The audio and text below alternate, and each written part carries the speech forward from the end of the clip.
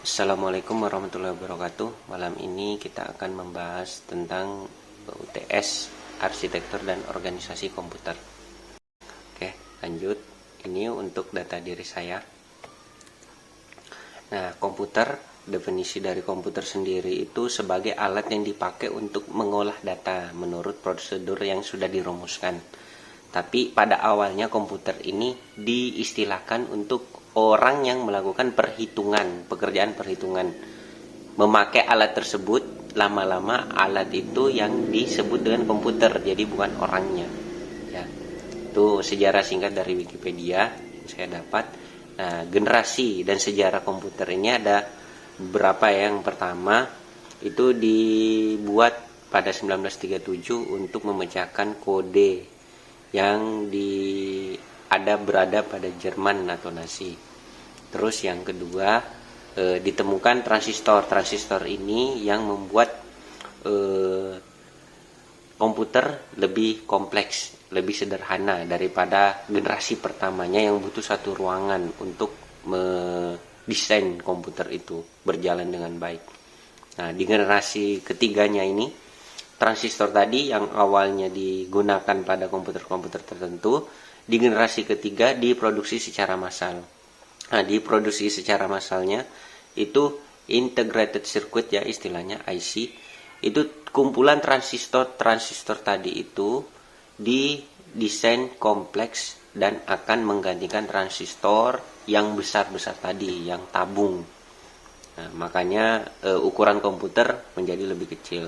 Nah, yang keempat ini 1970-an diproduksi secara massal dan diperjualbelikan ke orang-orang. Makanya dikenal dengan komputer tabung ya pada zaman itu. Nah, pada pelajaran mata kuliah ini, arsitektur dan organisasi komputer, apa sih arsitektur komputer? Adalah konsep perencanaan dan struktur pengoperasian dasar dari suatu sistem komputer. Nah, kita membuat struktur, arsitektur, apa sih, untuk apa komputer ini dibuat, dan organisasi yang dimaksud ini sistem yang menjalankan arsitektur dan struktur komputer yang kita buat. Nah, adapun jenis-jenis dari arsitektur itu ada dua pada umumnya. Ada yang Harvard itu address bus dan data busnya itu terpisah jalurnya. Nah, kalau yang Van Neumann ini address, program data dan kontrolnya itu menjadi satu jalur. Elemen utama arsitektur komputer ada 3 garis besarnya dan 1 elemen sistem organisasinya. Yang pertama CPU, yang kita bisa lihat itu perangkat keras untuk memproses input dan output yang kita berikan kepada komputer. Nah, yang kedua itu memori. Hasil proses input dan output yang kita berikan kepada komputer itu disimpan dalam memori. Memorinya ada beberapa jenis. Ada yang SAS, ada yang main memory, sama secondary memory. Jika di SAS memory tidak ditemukan data yang diminta, maka akan ke random access memory. Nah, random access memory ini yang sifatnya volatile sama SAS memory ya, butuh catu daya untuk menjalankannya. Kalau misalkan catu dayanya tidak ada, maka data yang ada di dalam proses tersebut itu akan hilang. Nah, berbeda dengan secondary memory. Memori selanjutnya ini yang sifatnya permanen, yang biasa kita kenal dengan flash disk, terus hard disk, dan lain-lain. Bedanya di situ.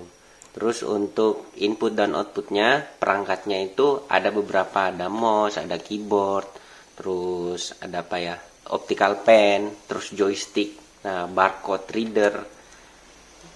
Nah, outputnya itu printer, terus monitor, proyektor. Itu salah satu perangkat output. Input diproses, kemudian outputnya kita tampilkan apa hasil dari proses tadi. Nah, yang keempat, sistem elemen tadi itu bus. Bus ini yang menghubungkan antara input, output, dan proses itu menjadi satu. Jadi keyboard dia menginput, nanti memerintahkan apa itu melalui bus ini ke prosesor melalui bus ini, dan akan dikeluarkan melalui bus ke display yang kita inginkan. Baik, itu penjelasan tadi mengenai arsitektur dan organisasi komputer. Assalamualaikum warahmatullahi wabarakatuh.